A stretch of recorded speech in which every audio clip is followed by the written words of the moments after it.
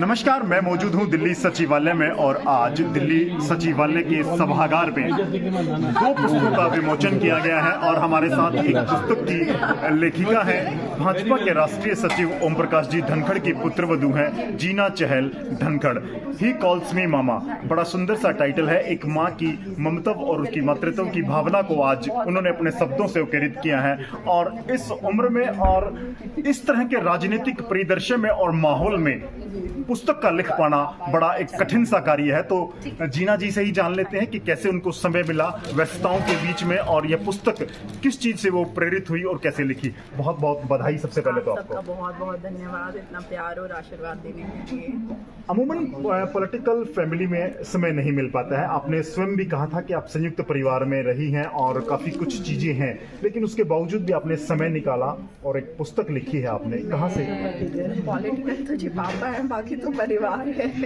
परिवार के बीच में रहते हैं, परिवार जैसा ही परिवार है। There is nothing political about it. वही माँ है, दादा है, दादी है, देवर है, देवरानी है, देखो मेरे साथ खड़ी है waiting for me to come out.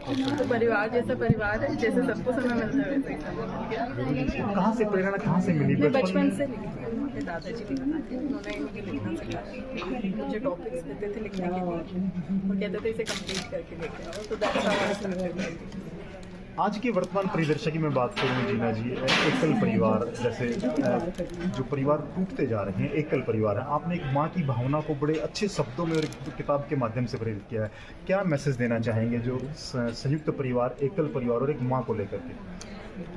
परिवार का बहुत महत्व होता है। एक बच्चे को जब आप बड़ा कर रहे होते हैं कि अकेले माँ बाप का झलक उसमें नहीं दरसती। वो दादी का प्यार, दादा का दुलार, चाचा का हर जिद को पूरा कर देना, चाची को उसको प्यार से निहारना, खिलाना, चीज़ें बनाना, ये सब उसमें जुड़ा रहता है। तो फैमिली की तो बहुत महत्व है, फैमिली वैल्यूज है। एकल परिवार में ना मैं विवाह से पहले रही हूँ ना मैं विवाह के बाद रही हूँ, तो मैं उसके बारे में कुछ बता नहीं सकती। मेरी जॉइंट फैमिली है, 4 हमारी बुआएं हैं, बुआएं भी आई हुई हैं, बुआओं की बेटियाँ भी आई हुई हैं, दामाद भी आए हुए हैं, मेरे जेठ जी भी आए हुए हैं। So this is what family is.